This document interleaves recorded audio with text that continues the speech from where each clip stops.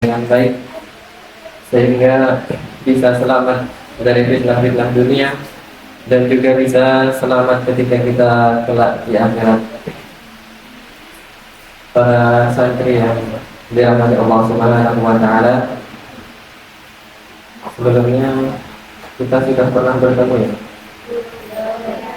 Sudah banyak yang sudah dan banyak yang belum. Yang belum pernah berapa orang? Angkat tangannya.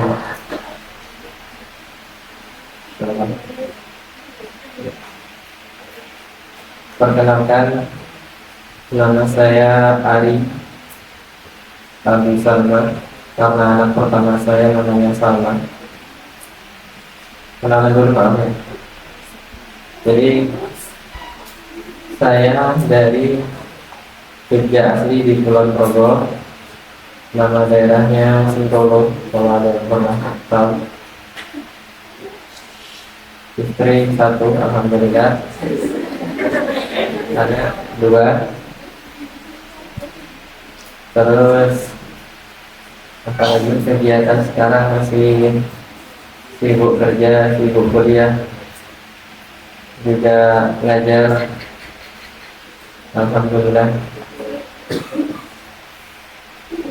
Apa lagi? Dan cukup. Apa tadi terlambat karena masih ada urusan di rumah. Jadi ini kemarin hujan nggak? Dan amin. Tapi nggak apa-apa. Ini nggak ada yang kejatuhan pohon ya?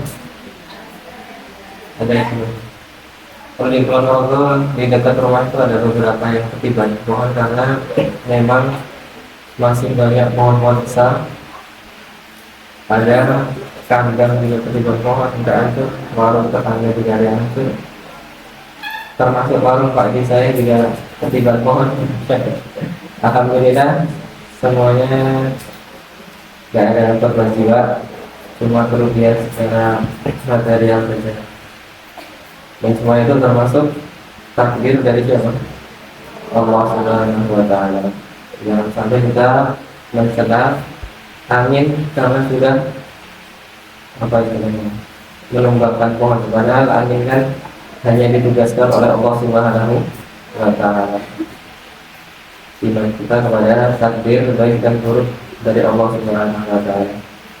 Dan itu yang bisa menguatkan kita. Misal kita mendapatkan musibah, kita ingat semua itu dari siapa?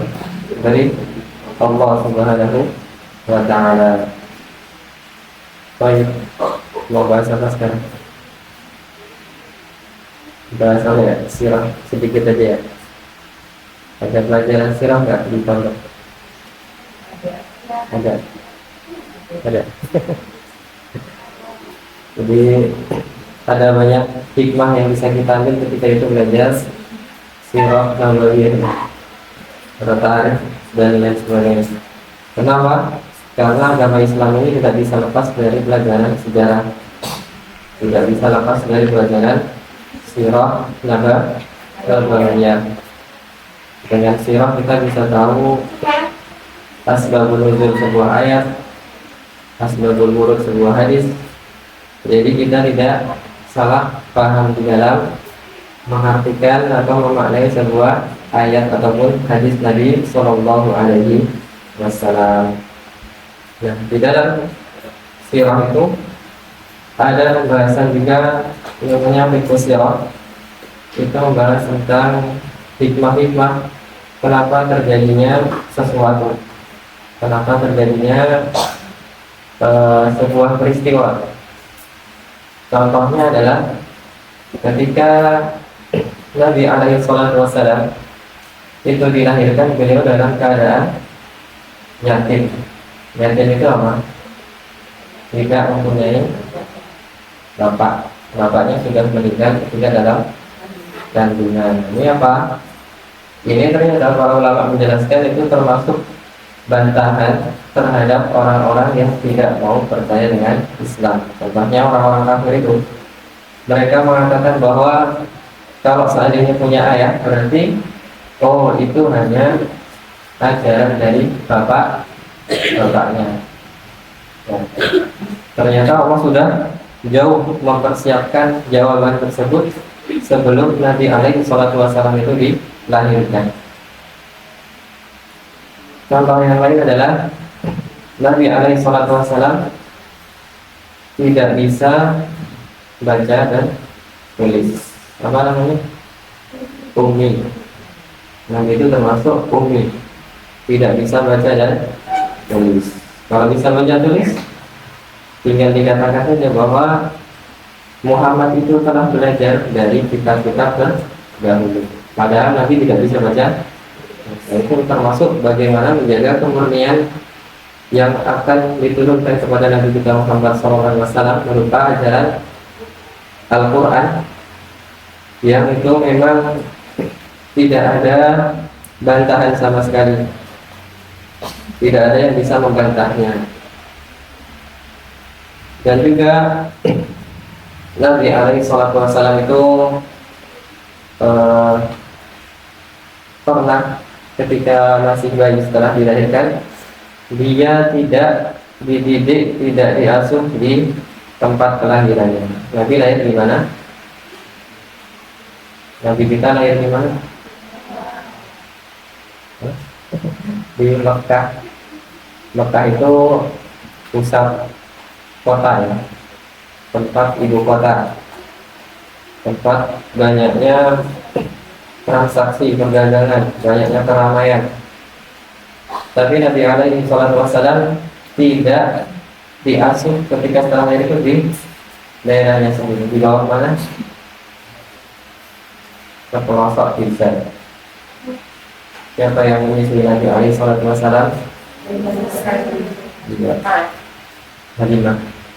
Itu kisahnya itu diceritakan bahwa beliau jadi kebiasaan di Mekah ketika ada bayi itu ada orang-orang desa yang memang sengaja ke kota untuk mencari bayi untuk disusui. Tujuannya apa? Nah, kalau orang desa memang sengaja mencari upah, mencari bayaran ketika dia sudah menyusui anak-anak di kota. Tapi ternyata ketika sampai di Mekah dan Halimah dan kawan-kawannya itu kan jadi dari desa rombongan mencari bayi yang akan mereka susui. Semua teman-temannya itu dapat, semua teman itu mendapatkan bayi susuan. Nah, Halimah hanya mendapatkan menemui Nabi Muhammad SAW yaitu dalam keadaan yatim. Padahal kalau yatim rata-rata mereka tidak akan mau mengambil bayi tersebut karena tidak ada jaminan yang akan membayar. Siapa yang akan bayar? Orang bapaknya aja sudah meninggal. Ya kan? Siapa yang bakal bayar kalau ayahnya sudah tidak ada?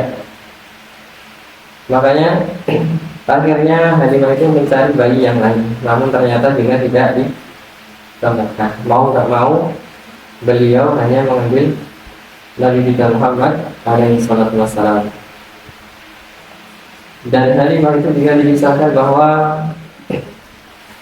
dia dalam kondisi kurus, dalam kondisi miskin, ternaknya juga kurus. Sampai akhirnya ketika pertama kali beliau membawa Nabi kita Muhammad SAW terjadilah banyak mukjizat, banyak hal-hal yang aneh dirasakan. Ketika dia dibawa, ternyata ada awan yang selalu menaunginya. Ketika berjalan kok tidak terasa panas terik, ternyata ada awan yang selalu menaungi beliau. Sampai di sebuah peternakan, dia mau awalnya ternaknya kurus-kurus, tidak ada susunya, tapi ketika dia membawa Nabi Muhammad SAW ternyata tiba-tiba keluar air susu yang melimpah, yang banyak. Ternyata ada keberkahan ketika membawa Nabi Muhammad SAW. Dan sampailah di desanya, sampai di desa. Kenapa kok di desa? Salah satu hikmahnya juga, kalau di desa itu udaranya masih segar, masih murni. Kalau di kota kan banyak polusi, apalagi di kota Mekah sangat padat, dibawalah ke desa. Kemudian ada hikmah yang lainnya juga apa? Kalau di desa itu biasanya masih diajarkan tata krama, atau adab ya. Diajarkan adab di desa sama di kota beda nggak? Mana yang orang desa? Yang orang kota mana? Biasanya pergaulan di kota dan di desa itu juga sudah jauh berbeda. Antara Jakarta sama Jogja juga berbeda. Saya punya saudara juga di Jakarta, di Bekasi itu. Bekasi Jakarta mana? Bukan. Beda. Di Bekasi ada saudara kami. Nah itu, jadi anaknya seumuran sama anak saya. Cuma ketika ketemu ternyata kulturnya sangat berbeda. Di Bekasi kan karena bawaannya Betawi kan. Betawi main kesana kesini keluyuran, sebagainya. Anak saya nggak berani. Anak saya Betawi biasanya di rumah nggak pernah keluyuran. Kalau di kota kan ya begitu lah. Pergaulan sama orang-orang besar, sama orang-orang yang sering nongkrong, kadang malah ada ngambil barang di warung nggak bayar ya. Kalau di kota biasanya ada yang seperti itu, tapi nggak semuanya. Cuma intinya ada perbedaan kultur, perbedaan bagaimana pendidikan di kota dan di desa. Desa biasanya lebih terjaga. Dari Jogja berapa orang? Satu. Dua. Yang lainnya dari mana? Yang luar Jawa berapa orang? 1, 2, 3, 4, 5, 6, 7, 8. Dari mana? Dari Lampung, dan juga punya saudara juga di Lampung. Di daerah Lampung Timur.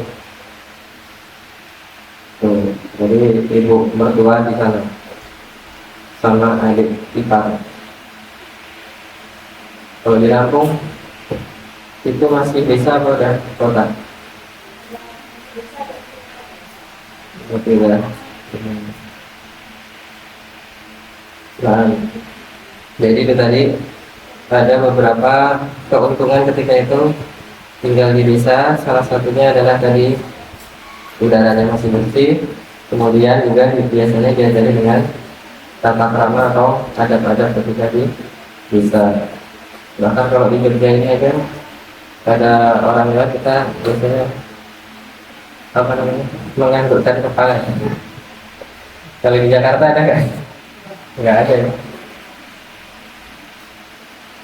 Nah, jadi ketika sudah di desa juga Nabi kita alaihi salatu wassalam itu pernah mengalami kejadian luar biasa, kejadian unik, yaitu adalah dibelahnya dada beliau dan dibersihkannya hatinya suci oleh malaikat. Dan ternyata Allah Subhanahu wa taala menyiapkan peristiwa tersebut itu juga ada hikmahnya. Yang tahu kejadian itu siapa? Teman-temannya yang masih anak-anak masih anak-anak cerita sama ibu mereka, itu Muhammad telah dibunuh. Kaget, tengok ternyata benar ada bekasnya ada bekas telah dibelah dadanya, tapi langsung sembuh. Yang ngomong siapa tadi? Anak-anak. Kenapa anak-anak? Karena anak-anak itu cenderung lebih lucu, belum terkontaminasi dengan akal-akalan, belum bisa berbohong. Ternyata Allah sampai segitunya mempersiapkan bukti kebenaran kenabian Nabi alaihi salatu wassalam. Kalau orang dewasa yang ngomong, bisa aja kan kamu coba berbohong. Tapi ternyata yang bicara siapa? anak-anak itu, atau dan banyak sekali kisah-kisah yang ternyata Allah Subhanahu wa Ta'ala menyimpan banyak hikmah kenapa suatu peristiwa itu terjadi. Nah, para santri yang dirahmati Allah Subhanahu wa Ta'ala, dan selain itu juga ketika Nabi telah kembali ke asalnya, ke kota Mekah, ternyata banyak kejadian ibunya meninggal dunia, kemudian diasuh oleh siapa? Kakeknya siapa? Abdul Muttalib. Dan kembali bersama pamannya siapa? Abu Talib. Kakeknya Abdul Muttalib. Pamannya Abdul Talib. Jangan kembali. Jadi jika di dalam aswad Abdul Muttalib juga banyak kisah-kisah yang terjadi. Ternyata juga kakeknya menyusul juga meninggal dunia sampai akhirnya diasuh oleh pamannya, siapa? Abu Talib. Ketika di dalam aswad Abu Talib, beliau bekerja, Nabi kita kerjanya apa ya? Menggembala domba. Ada hikmahnya juga. Kenapa? Para nabi itu di dalam hadis disebutkan rata-rata pernah menggembala domba. Hikmahnya adalah pertama, menggembala domba itu ternyata melatih kesabaran. Yang namanya menggembala domba itu tidak hanya 1, 2 atau puluhan, tapi sampai ratusan bahkan ribuan. Bagaimana kalau kita menggembala itu? Pernah ada yang gembala kambing domba? Ada yang punya domba nggak di rumah? Banyak. Kambing ada? Kucing? Sapi ada satu?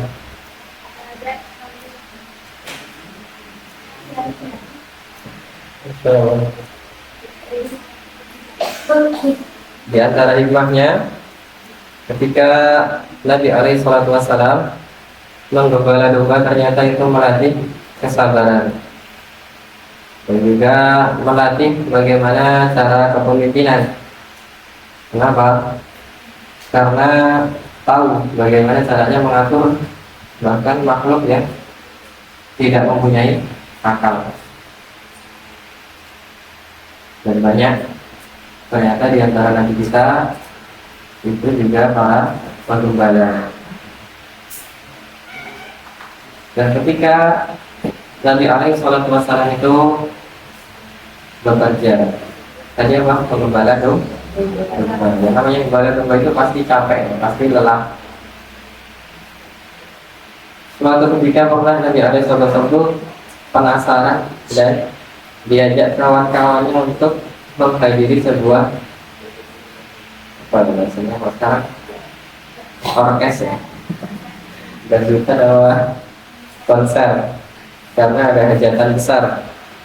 Kalau di Arab kan yang namanya hajatan itu berturut-turut berhari-hari. Jadi kalau udah puncaknya biasanya artis yang paling terkenal. Dan ketika itu Nabi alaihi salatu wassalam diajak oleh kawan-kawannya untuk tadi ya nonton acara tadi. Ternyata hikmah dari Allah Subhanahu wa Ta'ala dikisahkan ketika dalam hendak melakukan perjalanan ke tempat tersebut, Nabi alaihi salatu wassalam sudah kelelahan. Siangnya sudah gembala domba, malamnya mau pergi ke sebuah tadi acara kemaksiatan. Ternyata ketika diajak teman-temannya bilang, kalian udah duluan saja, saya mau tidur sebentar. Tidur, ternyata Allah memberikan rasa kantuk sampai kapan? Sampai matahari sudah menyinari wajah. Akhirnya apa? Nabi tidak jadi datang ke acara tersebut, tidak jadi nonton tadi. Coba kalau udah sampai nonton, Nabi aja pernah nonton dangdutan kan? Gimana nih? Ternyata Allah jaga sampai sedemikian rupa ya. Kalau termasuk juga misal ada orang di suatu daerah dia dulunya nakal terus taubat terus jadi ustadz kan bisa dibantah. Kamu dulu aja begini kok, cara sok-sokan menasihati kami. Tapi beda dengan Nabi kita alaihi salatu wassalam. Beliau dijaga, bahkan mau nontonannya tidak jadi. Gimana ketika ada preman tobat langsung jadi ustadz kan pasti banyak yang ngeyel, pasti banyak yang merendahkan, banyak yang membantah. Nah, para santri yang dirahmati Allah Subhanahu wa taala, dan juga jauh sebelum itu juga ternyata banyak kisah-kisah di dalam sirah An-Nabawiyah itu yang mengandung hikmah-hikmah yang sangat banyak sekali. Kemudian kita sedikit bahas tentang keadaan kota Mekah di daerah Arab Saudi itu sebelum diutusnya Nabi kita alaihi salatu wassalam. Jadi sebenarnya dari mana asal usul warga Mekah itu? Karena awalnya Mekah itu sebenarnya adalah tempat yang sudah kosong, tidak ada penghuninya. Dan Mekah itu di mana? Di Arab. Batasnya antara apa? Laut Merah, kemudian batas selatannya mana? Ada di daerah Yaman, di pulau tersebut. Nah, awalnya kisahnya itu ketika jauh ini sebelumnya, jadi daerah Yaman, di daerah Yaman kita kembali ke jauh sebelumnya. Di daerah Yaman itu ada bendungan namanya Sadul Ma'rif, bendungan Ma'rif. Di daerah Yaman itu sebenarnya adalah sebuah daerah yang sangat makmur karena ada bendungan tersebut. Jadi ada sebuah bendungan yang isinya air, ketika mulai dibutuhkan air baru dialirkan, sehingga pertanian di sana itu sangat makmur, sangat subur.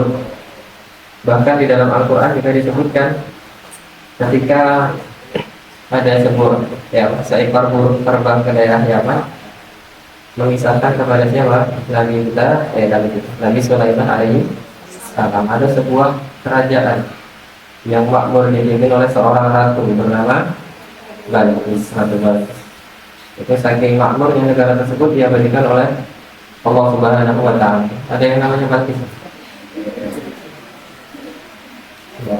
Atau Ratu Balqis itu, kalau Ratu Balqis kisahnya itu keturunan antara manusia dengan jin.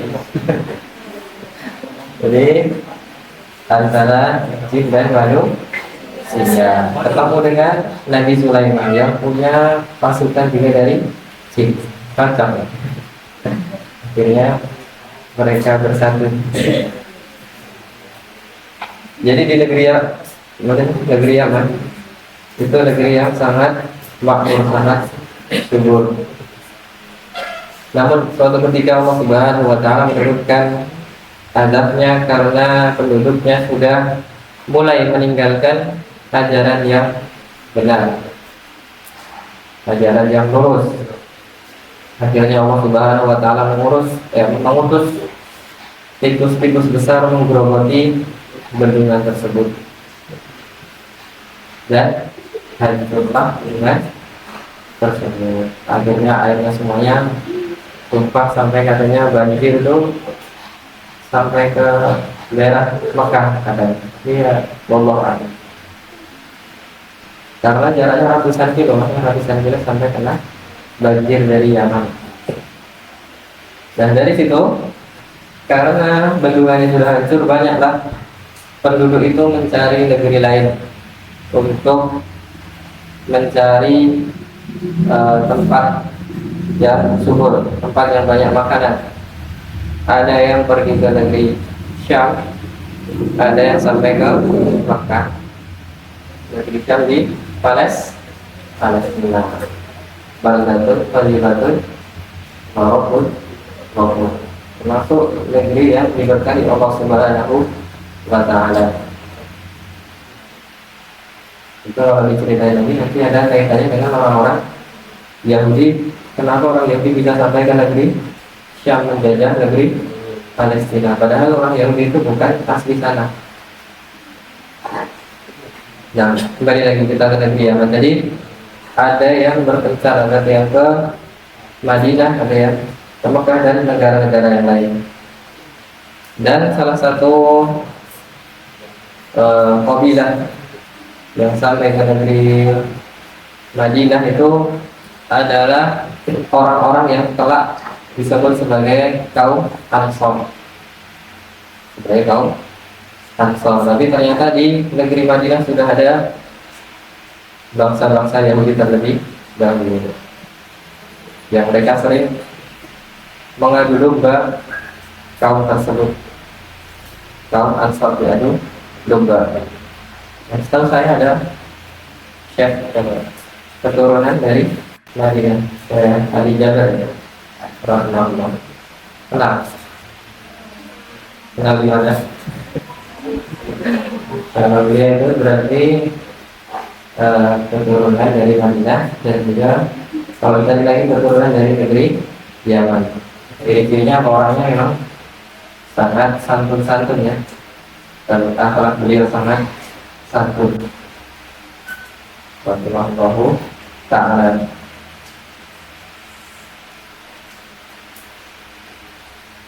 Pernah ada yang ketemu? Coba. Masya Allah. Saya cuma pernah sekali juga. Ya. Kembali lagi kita ke tadi ya, persebaran orang-orang Yaman ke berbagai daerah.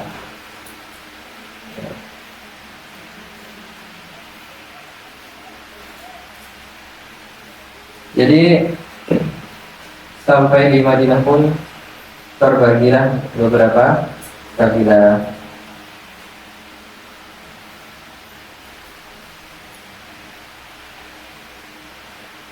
Nah, dan juga awal mula ketika di kota Mekah itu ada penduduk adalah hijrahnya Nabi Ibrahim alaihissalam.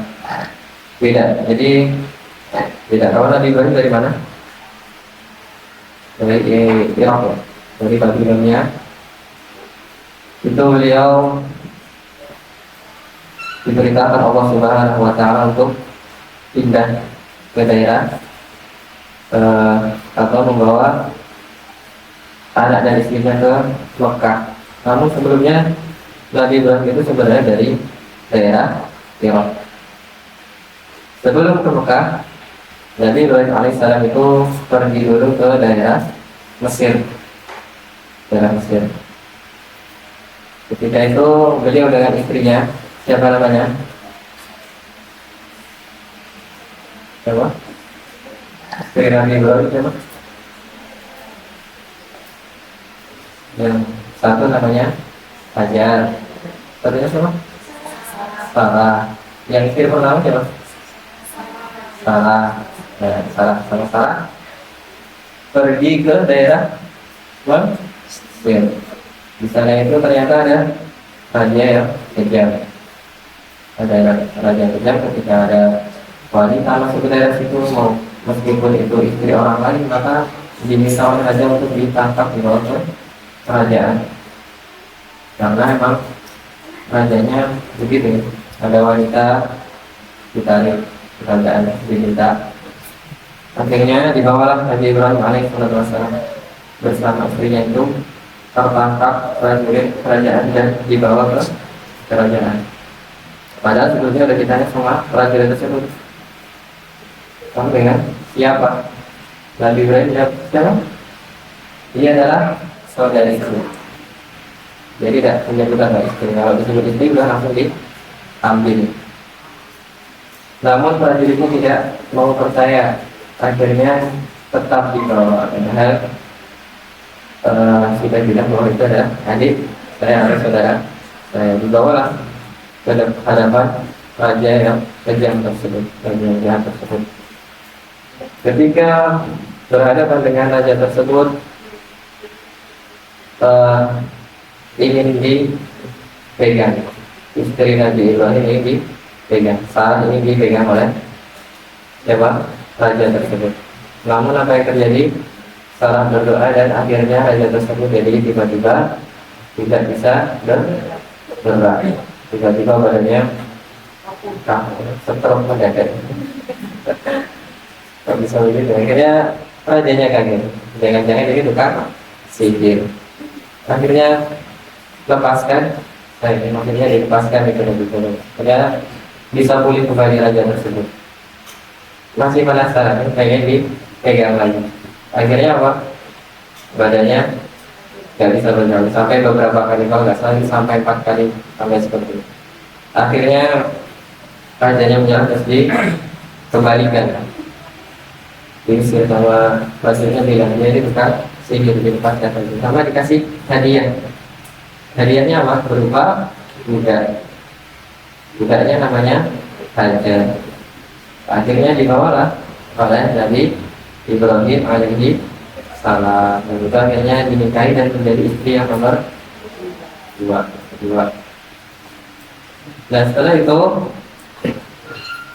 Nabi Ibrahim alaihissalam bersama Sarah dan juga Hajar pergi lagi kemana? Ke negeri Syam, ke daerah Syam. Nah, itu nanti setelah itu baru Nabi Ibrahim alaihissalam bersama Hajar yang dengan putranya yang bernama siapa? Ismail. Dibawalah ke kota Mekah yang di situ memang masih sangat tandus, belum ada apa-apa karena pun fondasi Ka'bah saja sudah tertimbun. Kenapa Ka'bah bisa hancur? Karena banjir ketika di zamannya Nabi Nuh alaihi salam. Sampai saat itu masih belum ditinggikan. Barulah ketika dewasa nanti Ibrahim dan Ismail meninggikan fondasi Ka'bah di dalam surat Al-Baqarah itu adalah gimana itu? Baik tertahu Ibrahim ya. Jadi sebelum itu masih tanah yang kosong, tanah yang tandus. Sampai akhirnya Hajar dan Ismail diperintahkan oleh Allah untuk ditinggalkan di tempat tersebut. Dan Nabi Ibrahim meninggalkan mereka berdua. Barulah terjadi kisah Sa'i dan juga keluarnya air besar-besar. Ketika itu karena Ismail alaihissalam sedang menangis kehausan, maka Hajar berusaha mencari air ke atas gunung. Gunungnya namanya apa? Sapada. Naik ke atas bukit, dicari ada air atau enggak, ternyata tidak ada. Baru dia lihat ke gunung yang lainnya, itu yang satunya. Di sana kayaknya ada air. Sepertinya akhirnya turun dan agak berlari ketika hendak naik. Makanya sekarang kalau saat itu kan ada lari-lari kecil.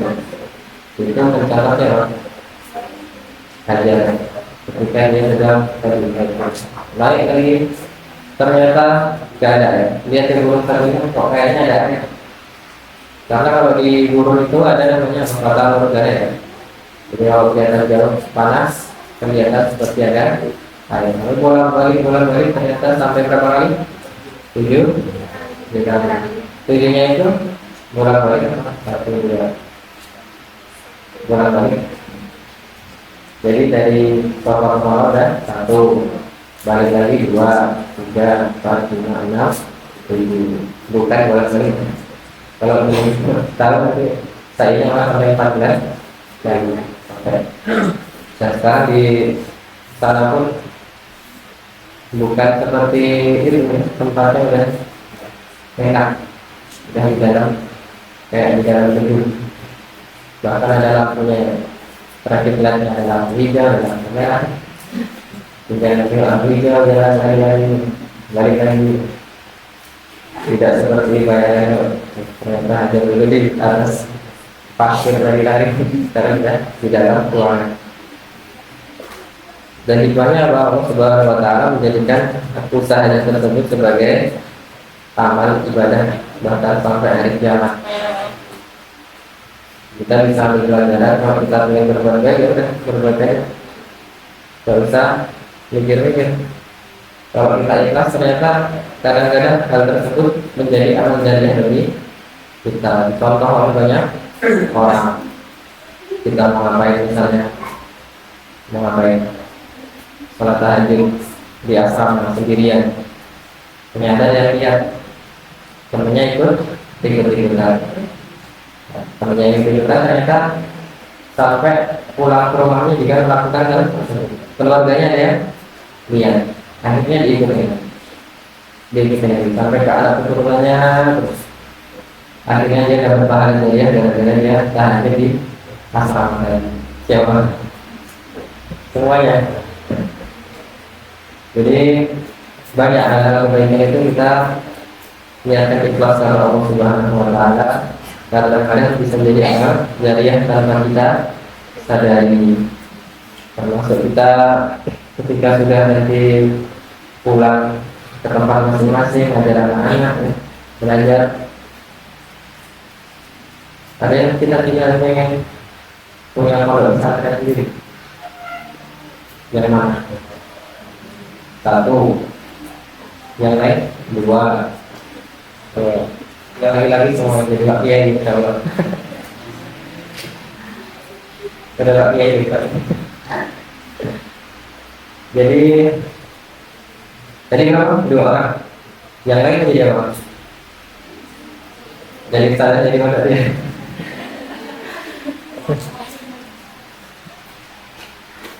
Ya. Yang tadi mau ingin pesantren daerah asli mana? Silang sih. Oh Jambi, sama Jambi. Yang satunya? Palembang. Sekarang pulang. Palembang. Saya punya kenalan saya dari Palembang. Pada umum layak. Yang pernah dengar nih, pada kemarin itu biasanya ada hasil satu.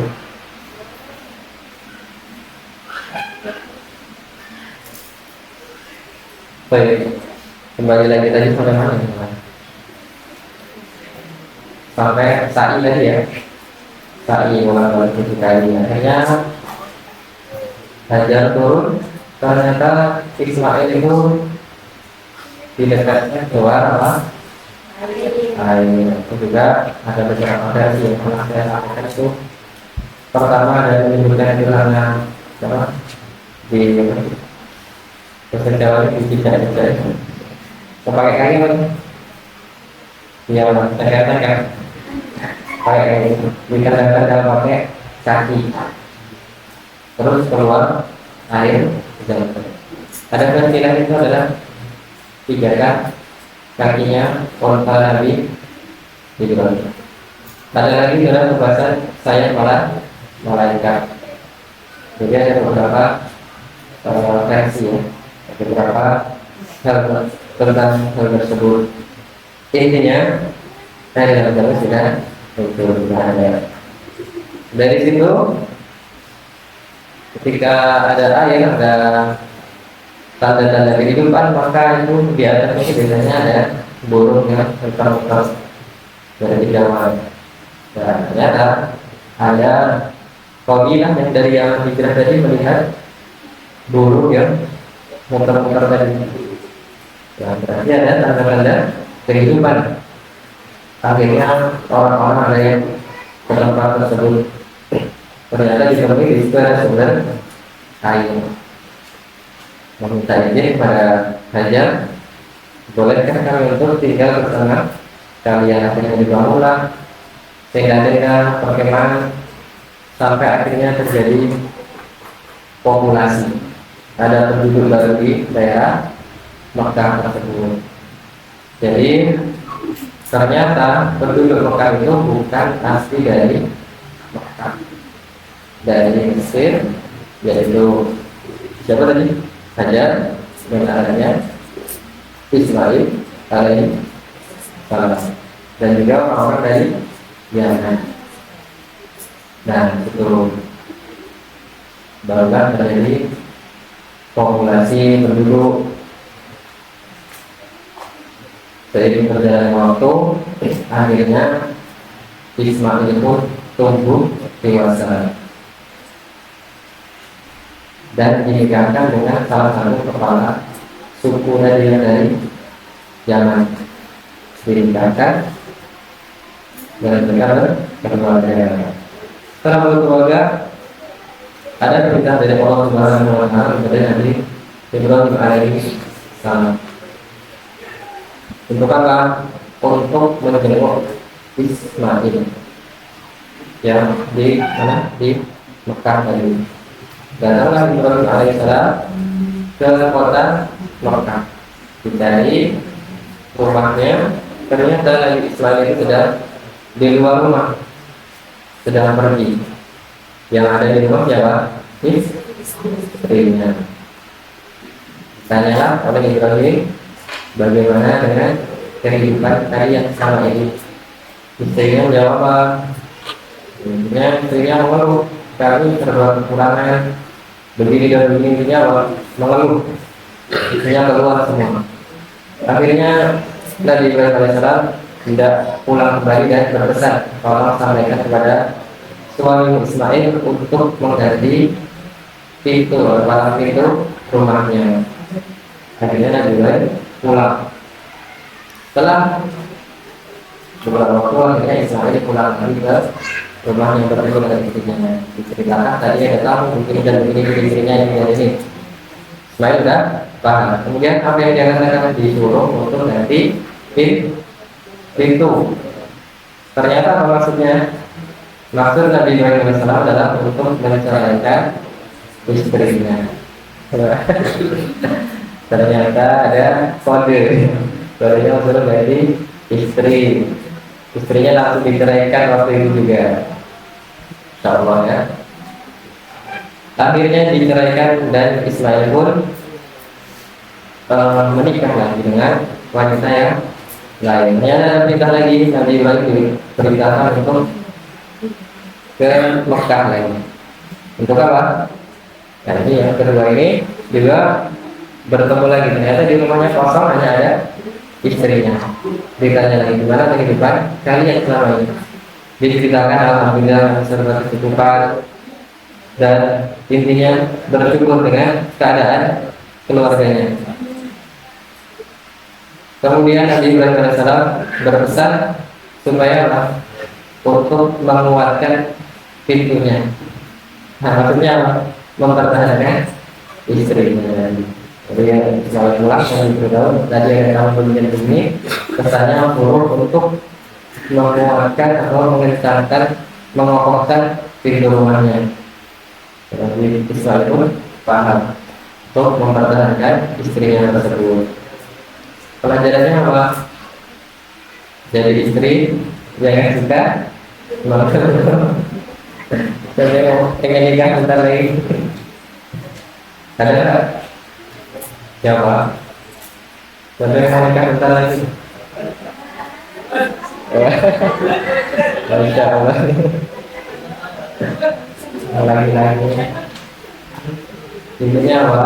Jadi apa? Sebenarnya pengaruh itu fitrahnya manusia ya. Apa itu? Ayatnya apa? Di surat Al-Ma'arij. Jadi setiap manusia itu memang diciptakan dalam keadaan suka mengeluh. Kelebihannya di situ.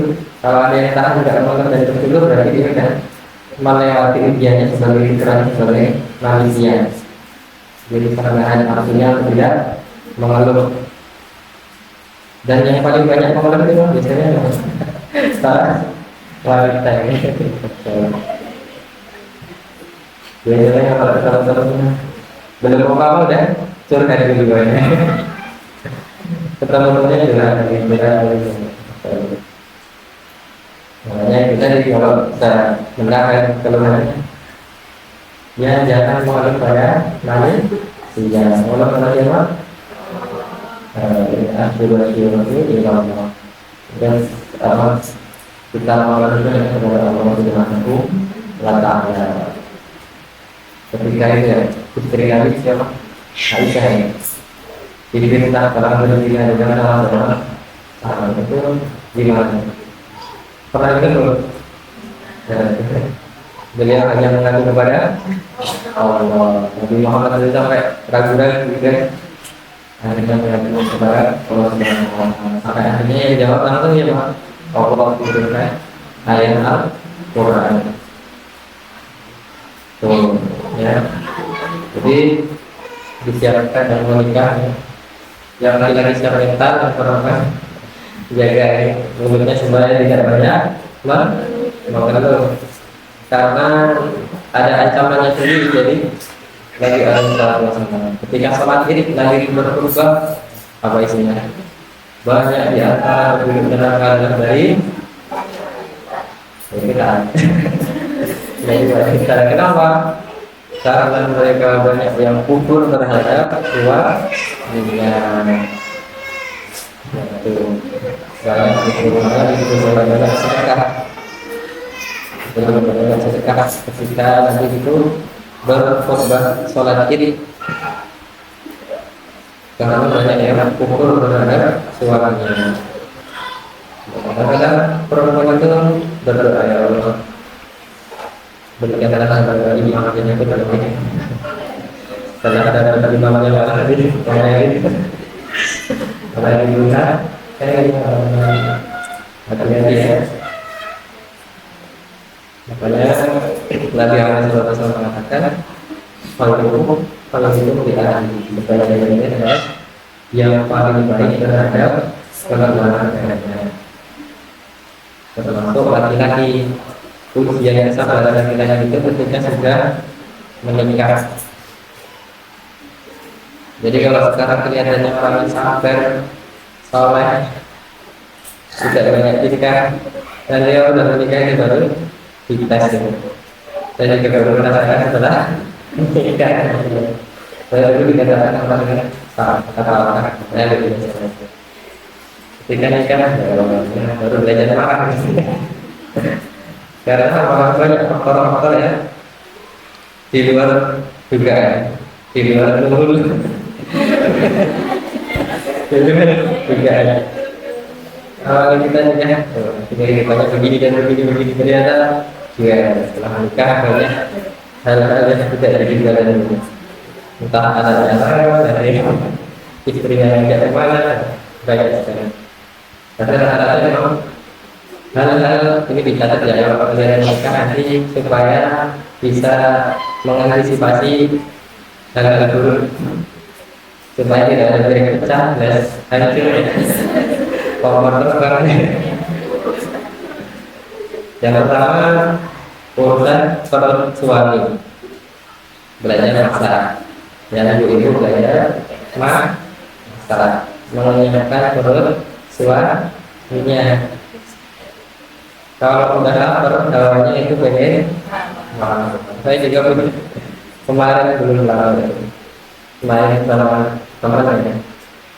Temannya saya ini sangat sabar, kalem. Ketika itu tidak ada urusan kerja, jadi baru datang capek dari kerja, belum makan. Tiba-tiba disuruh balik lagi. Mengantar anak-anak ke salah satu santunan. Ternyata beliau marah di sana, di depan kan di marah-marahnya istrinya. Yang aneh kok nggak bilang dari situ. Ternyata bisa marah juga ya. Dan ternyata memang istrinya cerita, oh tadi itu belum adalah masih lapar dan capek. Pertama tadi menyiapkan apa? maka suaranya dikenyakan. Pertama, kemudian ketika keluar rumah jangan langsung mengakhiri dulu. Misalnya misalkan masalahnya kalau tidak kan baru pulang saja langsung turun juga. Yang benar gimana?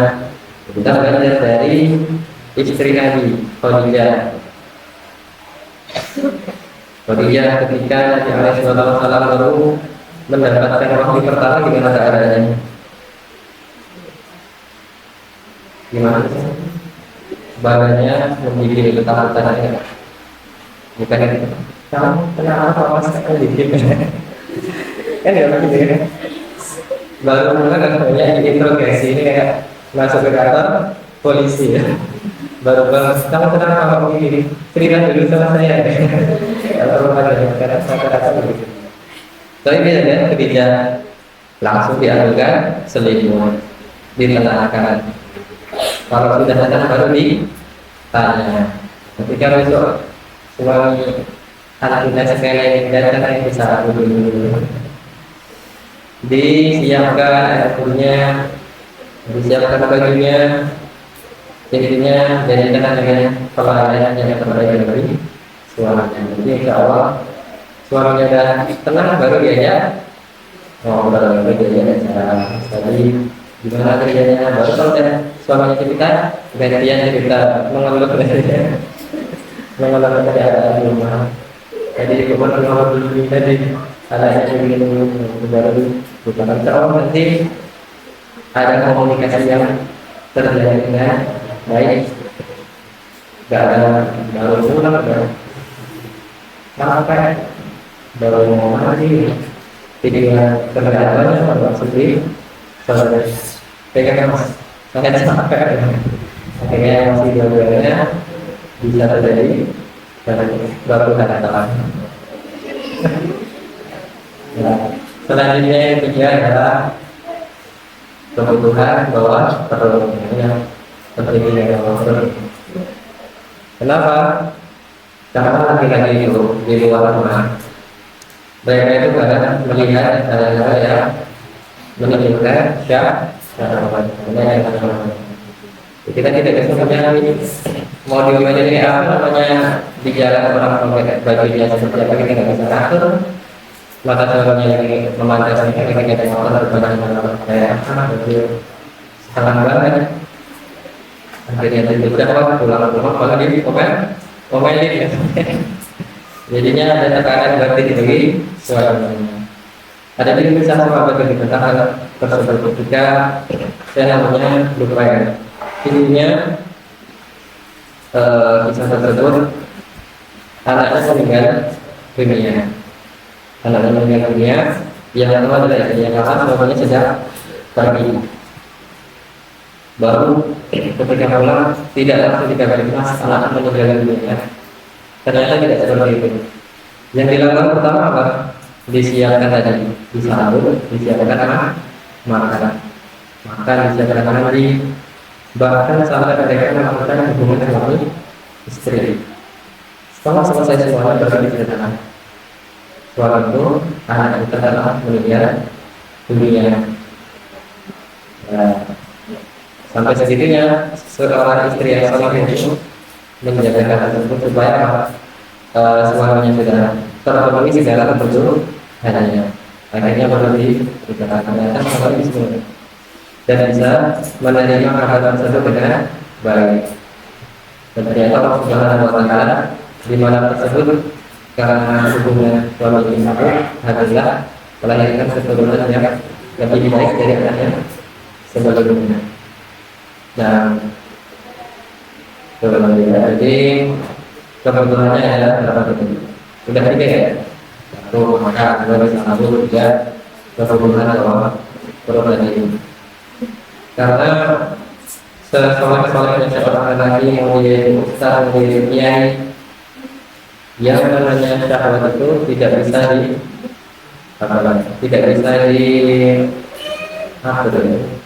dikendalikan kecuali disalurkan. Salurkan siapa? Dari istrinya. Kalau orang lain tidak boleh. Boleh apa? Boleh. Kayak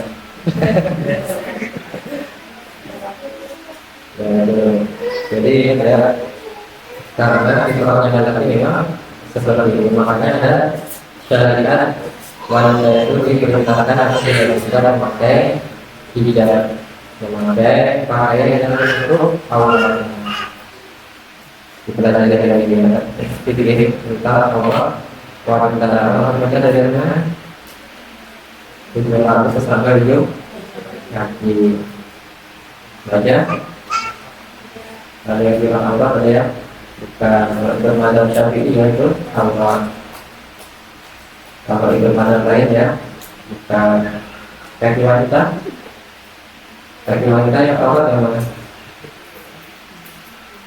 Nanti banyak salah ya. Karena ada perbedaan. Nah, jadi sampai mana ya silahkan? Sampai mana? Nabi Ismail tadi diminta untuk apa? Mempertahankan istri yang keduanya tadi. Istri yang kedua. Kayak satu dah cerai guys. Kan? Ya. Kemudian ada perintah lagi dari Allah Subhanahu Wa Taala. Sampai berapa? Maghribnya di berapa? 55 di mana? 57 ya? Berapa lagi? 55 ada yang lagi guys? Sampai alhamdulillah sampai 50 aja kita ya, tinggal 2 menit. Jadi ada perintah dari Allah Subhanahu Wa Taala. Dan Ibrahim alaihissalam diperintahkan untuk membangun kembali fondasi Ka'bah bersama anaknya Ismail. Ternyata yang diperintahkan hanya mereka berdua. Wallahu a'lam. Kenapa kalau tidak sama orang-orang di sekitarnya? Ternyata Allah hanya memerintahkan Nabi Ibrahim dan Ismail alaihi salam. Sebelum perjalanan ke Mekah terjadi juga kisah ketika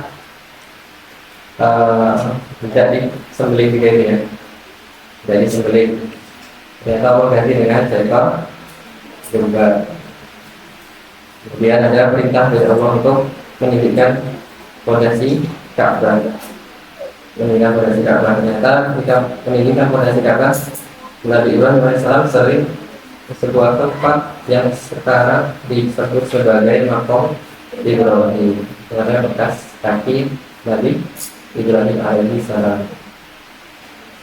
Ini ada biji Israel di daerah sekitar Ka'bah tersebut. Dan terjadilah renovasi Ka'bah terutama pada bagian fondasi oleh mereka berdua. Nah, setelah itu Nabi Ibrahim diperintahkan untuk menyeru manusia untuk melaksanakan perintah haji ke Baitullah Ka'bah. Allah alam sampai dari berbagai belahannya bisa mendengar panggilan tersebut. Orang-orang yang memiliki iman di dalam hatinya, mereka mendapat panggilan tersebut, akhirnya mereka berhaji ke Baitullah. Ada yang pernah haji? Siapa? Belum ada? Yang sudah umrah siapa? Kemarin yang sudah umrah. Semoga kita semua dimudahkan untuk haji dan umrah. Diberikan jalan yang terbaik. Amin. Karena Al-Quran 30 muslim. Semoga amal ibadah kita diterima. Amin. Semoga kita bisa berkumpul di surga Allah. Amin. Ini sebenarnya kisah yang masih panjang, tapi karena keterbatasan waktu, bahwa kita akhiri. Ada kurangnya dari saya, mohon maaf. Kita tutup. Subhanallahumma wa bihamdika, asyhadu an la ilaha illa anta, astaghfiruka wa atubu ilaik. Wassalamualaikum warahmatullahi wabarakatuh. Waalaikumsalam.